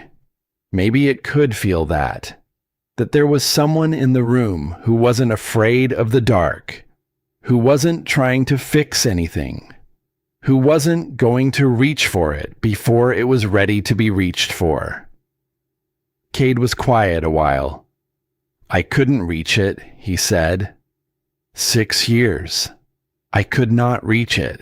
And Marlowe looked at him, and she asked the question, the one she had been carrying since the first night, when she lay in the dark cataloging the untouched food and the animal pressed against the far wall, and understood that something had happened in this place that no one here would say out loud.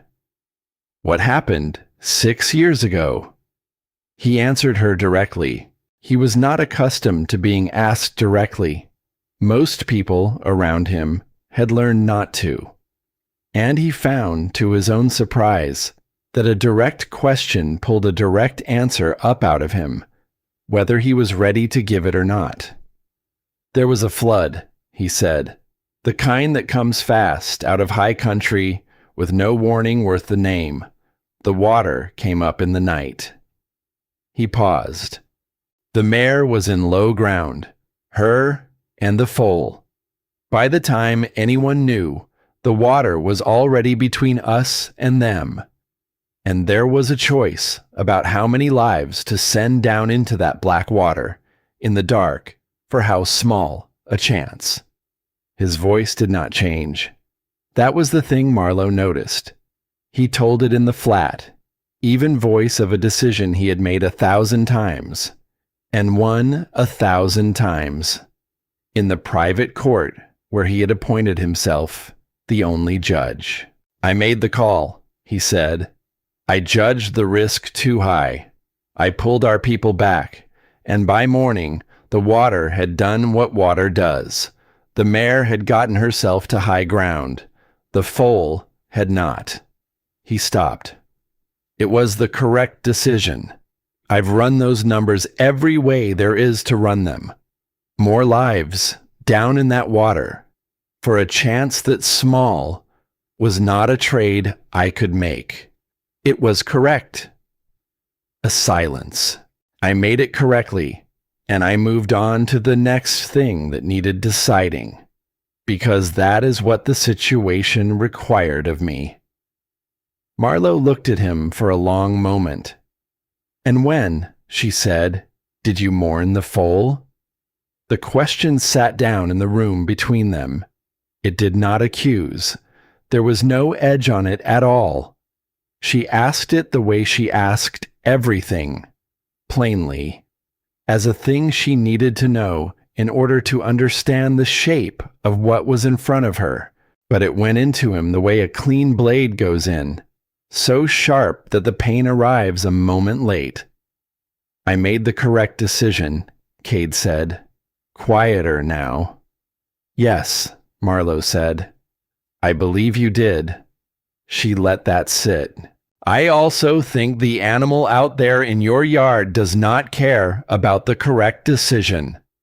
I think it knows you made the right call. I think a creature that came through that water alive knows better than anyone living what the water would have taken from you. If you'd sent your people down into it after them. She leaned forward, just slightly. I think it's been waiting 6 years. Not for you to be wrong, for you to stop being right long enough to say out loud what being right cost you. Cade did not answer. Out beyond the walls of the room came the sound of the stallion shifting in the yard. The deep, slow exhale she had come to know in the dark. The sound of something long clenched, finally easing open. You made the right call, Marlowe said, and you never once let yourself feel what the right call took, because feeling it would have looked like doubting it. And you don't doubt your decisions. That's the whole of how you've stayed standing all these years.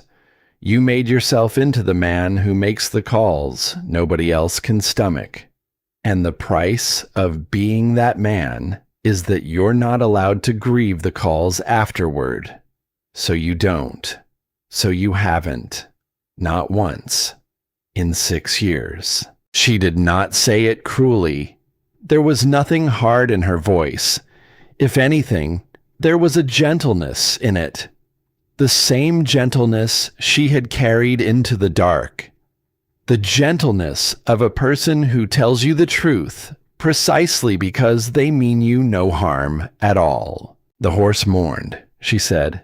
6 years it mourned, out loud, in that barn, where you could hear it through the walls and never once have to answer it. And you filed your decision, and you moved on, because there was always a next decision waiting. There's always a next one. That's the trap of being the man who decides. The morning can always wait. And so it waits. Forever. Cade sat with that a long time.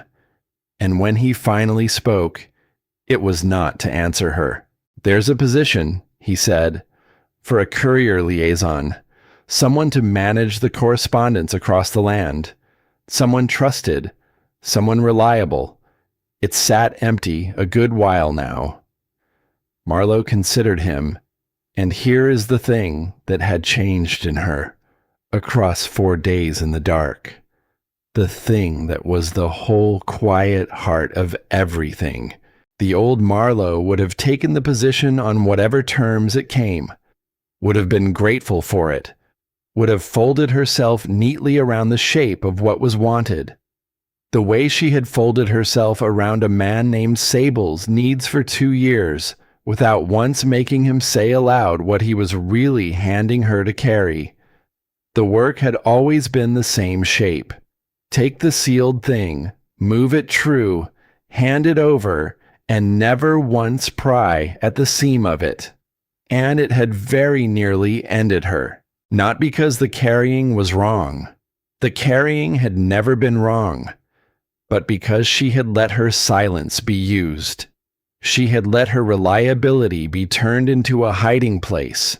She had made herself so trustworthy, so blind, so faithful, that a man could tuck a crime inside her ordinary letters and know for a certainty she would never look. Her silence had been her craft, and her silence had been the very door they walked through. to put her in the dark. Never again. I carry messages, she said. I don't write them, and I don't answer for what's in them. That's the position, Kate said. She was quiet a moment. Then here are my terms.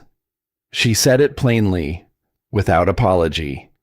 The way a person says a thing when they have finally decided what they are worth and will not go a single grain beneath it. My own room, not a bunk, not a corner of somebody else's space.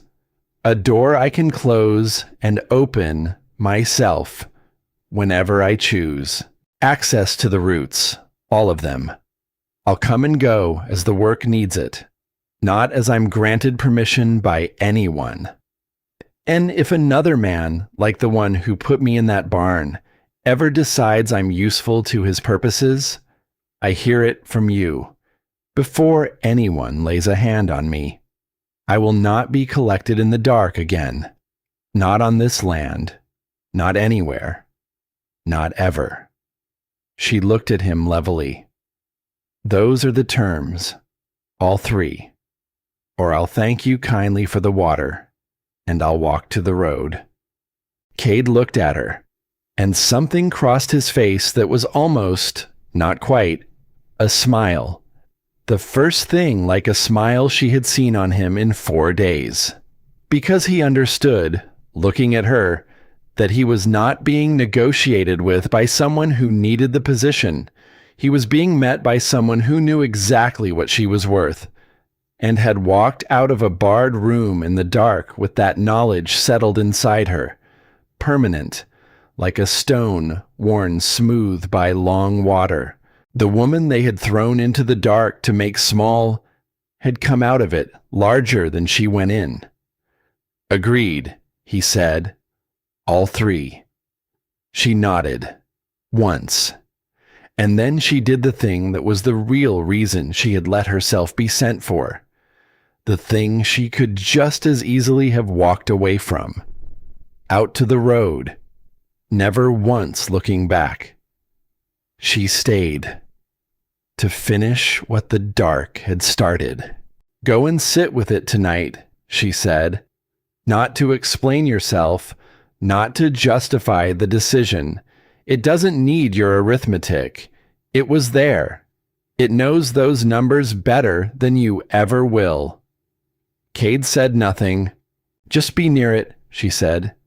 And if you find something to say what it actually cost you.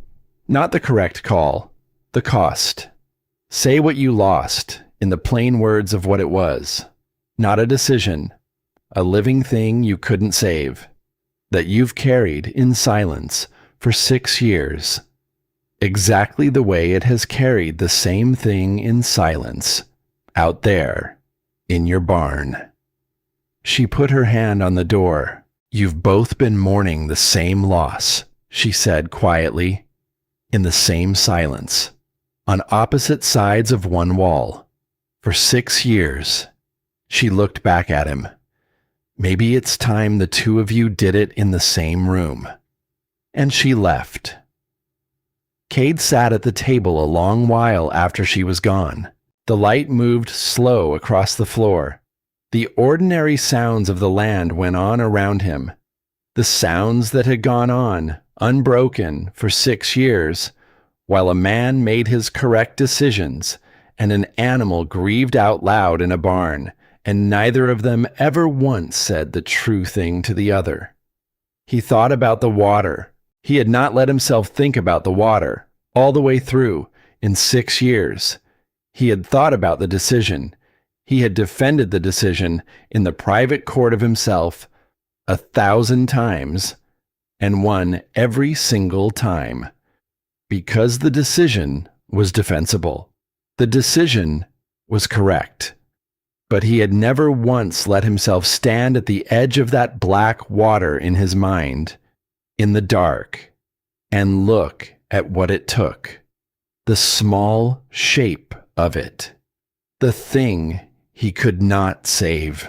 The thing that had been worth grieving, whether or not the choice to let it go had been right.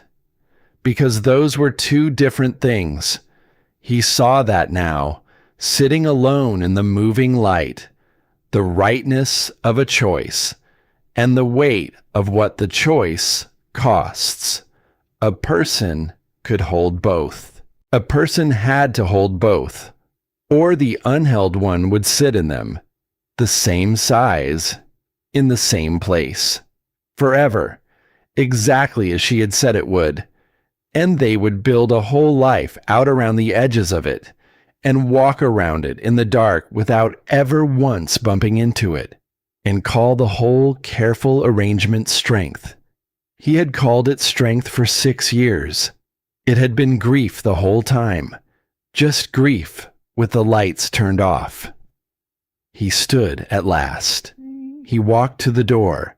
He opened it, and he crossed the yard in the failing evening light toward the great gray stallion lying in the dirt near the gate. The animal's pale eyes found him, the way they always did, but there was no bracing in them now, no old flat refusal, none of the 6 years of learned distance. The animal watched him come the way it had watched Marlowe, with a kind of waiting in it, a patience, as if it had been expecting him for a very long time, and was only now going to learn whether the waiting had been worth it. Cade reached the animal, and he did the thing he had not done in 6 years, the undignified thing, the thing no man in his position was ever supposed to do. He sat down on the ground, in the dirt of his own yard, in the last of the light, beside the animal he had failed to reach, and he let himself be, for once, not the man who made the decisions, just a man, sitting on the ground next to a grief he had carried too long and carried alone. "I knew what I was leaving in that water," he said, quietly, to the animal, to the evening, to no one. "I knew the exact weight of it. I ran the arithmetic, and I knew, down to the last of it, what I was choosing to let the water take. And I made the call anyway, and I did not stop moving, because I couldn't afford to stop.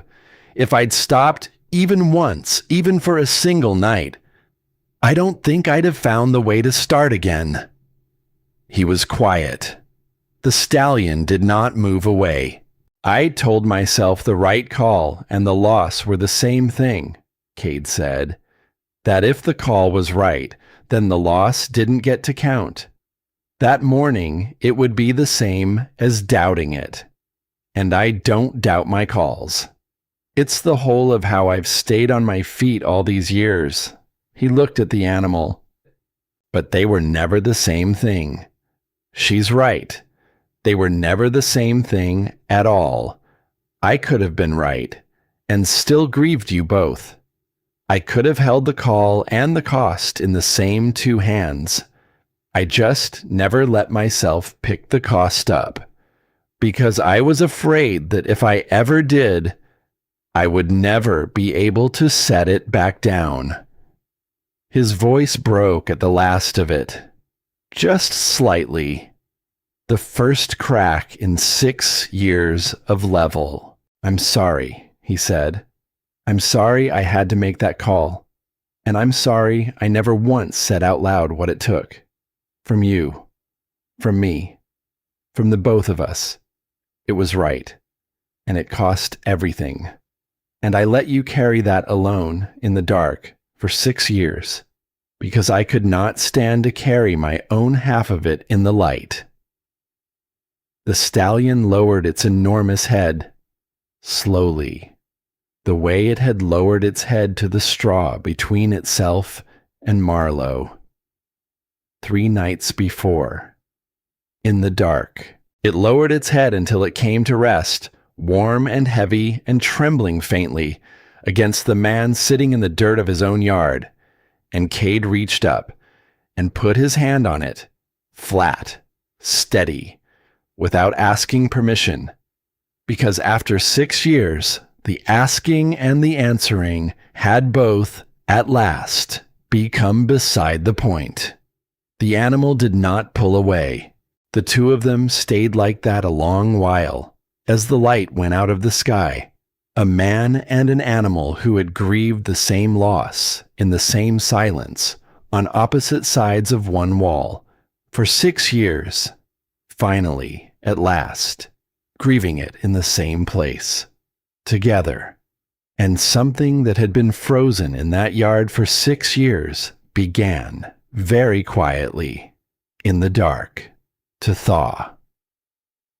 Marlowe was already on the road by then. She had her own room waiting, and her terms met, and the routes open before her, and a truth she would never again let anyone bend into a shape that hid them. She did not look back at the barn. She did not need to. She had come into that place in chains, dragged through a door she had no say in, thrown into the dark to be made small, and worn down, and turned into a woman who would sign a lie just to make the dark finally stop.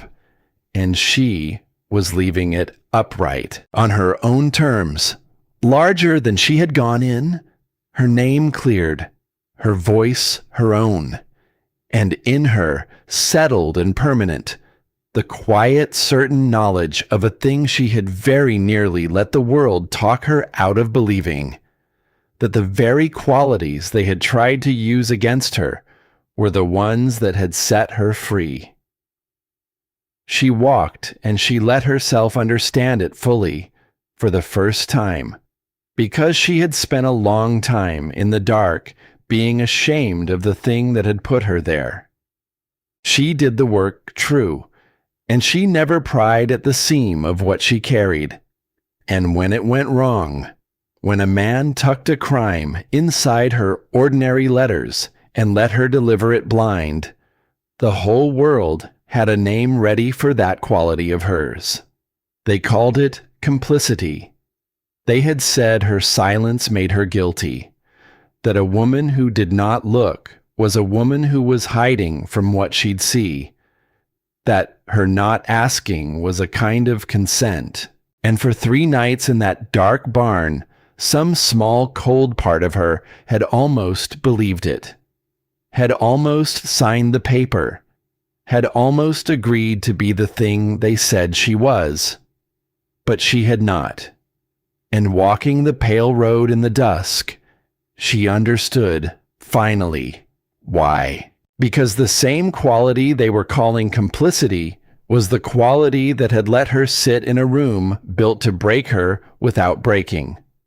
The same silence they called guilt was the silence that had let a wild grief, in the end, choose her. The same patience they said made her easy to break was the patience that had made her, in the whole wide world, the single person who could hear what a ruined animal was trying to say in an empty barn. Her silence was not a hollowness. It had never been a hollowness. It was a kind of listening. She did not fill rooms with herself. She did not need to. She left space. And into that space, over 3 days, an animal that had refused the whole world for 6 years had walked slowly, on its own 4 feet, and laid down its head, and been seen. They had looked at that quality in her and seen a thing to be exploited, a tool, a convenient blindness, a place to hide. They had never once looked at it and seen what it truly was, a gift, the gift of being able to hold still enough, and quiet enough, and honest enough, that the most wounded thing in the room decides, of its own free will, to come and stand in your steadiness and heal. Nobody had ever seen that in her, not Sable, who had used her stillness and never once thanked it. Not the men who came for her in the dark. Not the ones who threw her into the barn to be worn small. They had all looked at Marlowe for years and seen only a courier, a reliable one, a useful one, a silent one. A woman who could be handed a thing and trusted to carry it and never look and never ask and never make anyone say aloud what they were really giving her. They had seen a convenience, and she had let them. That was the hardest part to sit with, walking the dusk road. For years, she had let them see only that, had folded herself down small enough to fit the shape they had for her, had made herself easy to hand things to, until a dark room and a grieving animal and 3 long days with nothing to do but be honest had shown her the whole of what that quiet in her actually was. Not a smallness, a largeness. Enough room inside one still woman for a wounded creature to come in out of 6 years of cold and lie down and finally rest. And here was the thing she carried away from that place, pale and permanent as the road under her feet. She had not set out to heal any of them. She had only refused, in the end, to be made smaller than she was. She had refused to sign the lie, refused to agree that her silence was a guilt, refused to shrink down into the small, convenient thing they needed her to be so that their false story would hold. And it turned out that a woman who refuses to shrink takes up exactly enough room for the wounded things around her to come and stand inside her steadiness and be seen and begin, at long last, to mend. The animal had mended in her steadiness, and through the animal, the man was mending now, in the dark of his own yard, with his hand on a grief he had finally let himself feel. None of it because she had reached for any of them. All of it because she had stayed still enough, and stood tall enough, and refused hard enough, that the healing had room to happen around her. That was the whole of it. That was what 4 days in the dark had taught a woman who had spent her whole life being told her quiet was a flaw. Her quiet was never the flaw. The flaw had always been in the ones who could not see what her quiet was for. The road went on ahead of her, pale in the dusk, and Marlowe walked it, unhurried, at her own pace. A woman who had gone into the dark and come back out with her voice. Behind her, in the last of the light, a man sat in the dirt of his yard with his hand resting on a grieving animal, both of them learning, together, the thing she had walked into that barn already knowing. That a life is not built by making the right calls. It is built by being brave enough, at last, to feel what the right calls cost, and to say so, out loud, to the ones who carried the cost beside you, in silence, on the other side of the wall. The dusk came down soft over the land, and Marlowe walked on into it. She thought once of the girl she had been, down in the stone country, learning in the dark that stillness keeps you, and panic takes you, and that the whole art of surviving is knowing, breath by breath, which one the moment asks of you. That girl had learned to survive the dark. The woman walking the dusk road had learned something more. That the dark is not only a thing to be survived, that sometimes the dark is where the thrown away things find each other, where the silence the bright loud world has no use for turns out to be the exact silence a wounded thing has been waiting 6 years to be met inside. She had been thrown into the dark to be broken, and the dark had handed her back her own worth instead. This time, nobody was walking her anywhere. There was no hand on her arm, no guard at her shoulder, no door she had no say in. She was simply walking, upright, unhurried, whole, a woman who knew now, all the way down, exactly what she was worth, and would never again fold herself smaller than that, for anyone, for any reason, in any dark they tried to put her in. and the whole wide world lay open in front of her, hers to cross. On the strength of the one thing they had tried the hardest to take and never once managed to touch, herself.